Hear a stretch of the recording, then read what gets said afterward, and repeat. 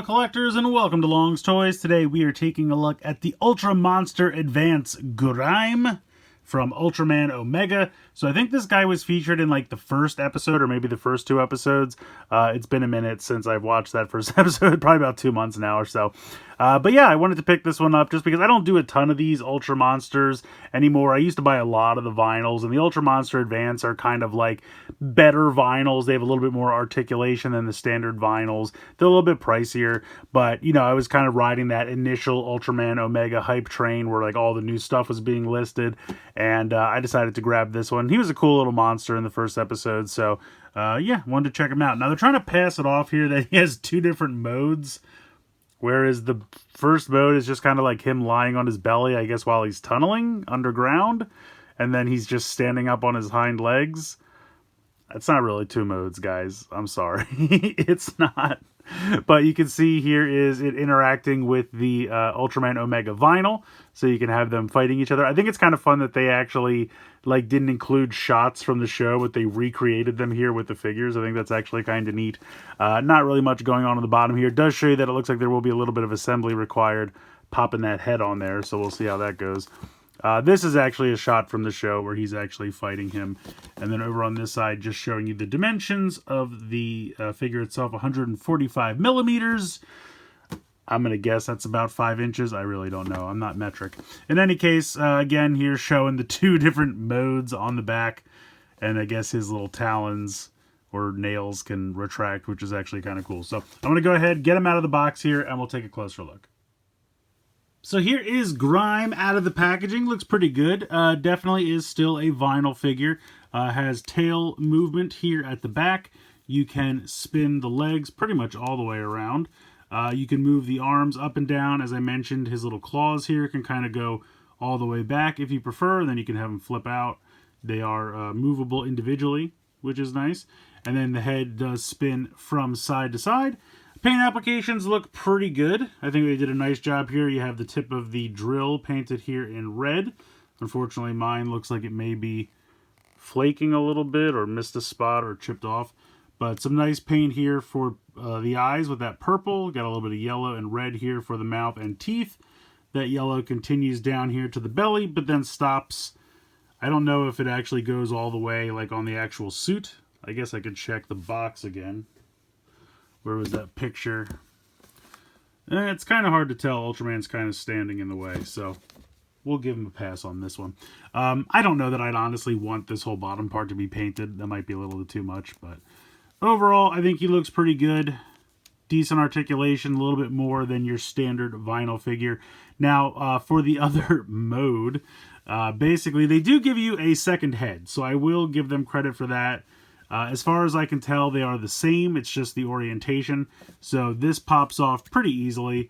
And you can see that this one is definitely like more of a straightforward while he's standing.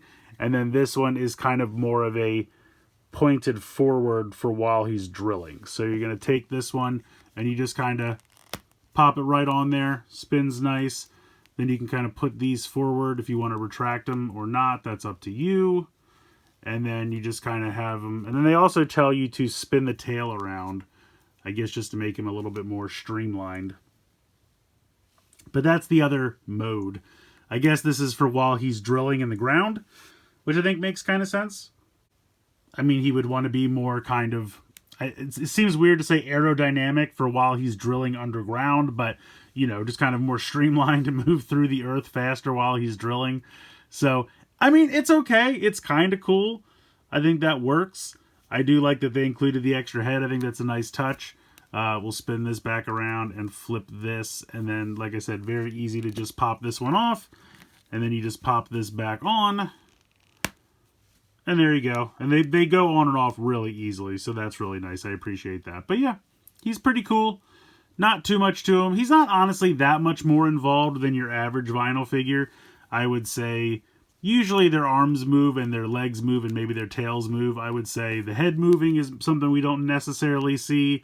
Certainly the pincer claws moving around is something we don't usually see. But he's still got a lot of really nice molded detail. I mean, when you look at all of this, while it might not be painted, it's still all there. It's all really nicely molded and detailed. So if you're fancy with paint and you wanted to take a crack at it yourself, you certainly could. highlight some of this molded detail with your own paint. But yeah, for the most part, I think he looks pretty good. So for scale, here is the Ultraman Omega vinyl figure, like we saw on the packaging. You can have them fight each other. You know, Ultraman loves to come and just like punch them in the face, try to lift up their tail, things like that. So I think these do scale pretty well. You can see that they are about the same height.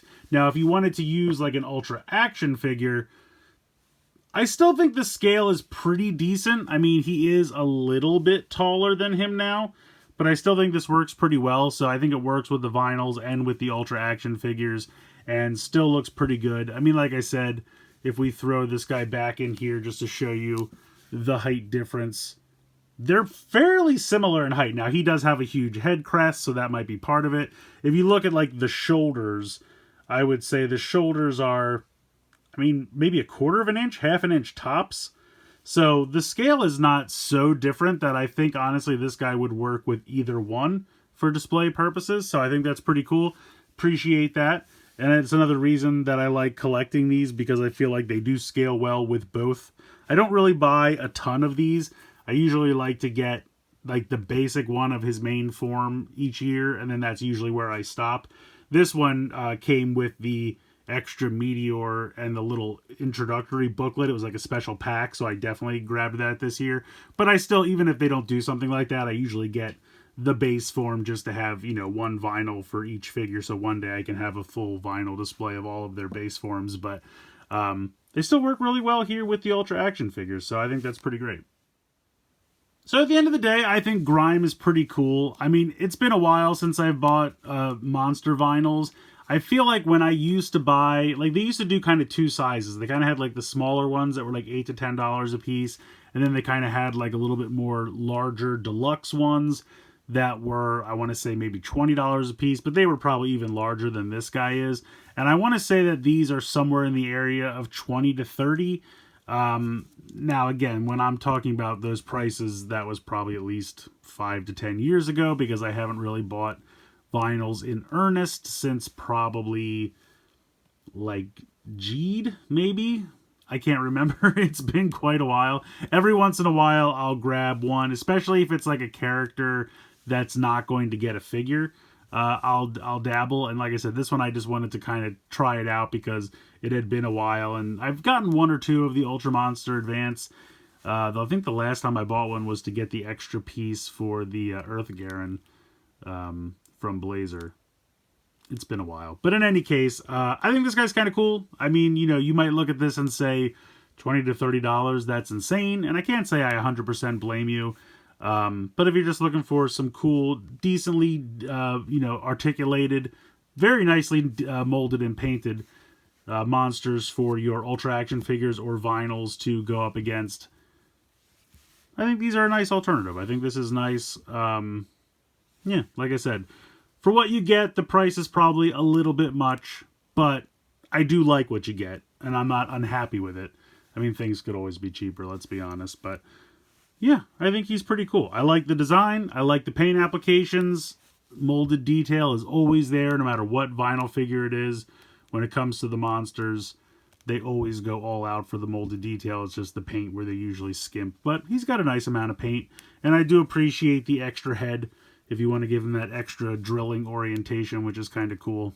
So, let me know your thoughts in the comments below. Please like, share, and subscribe. Hope you guys enjoyed the video. And as always, thanks so much for watching.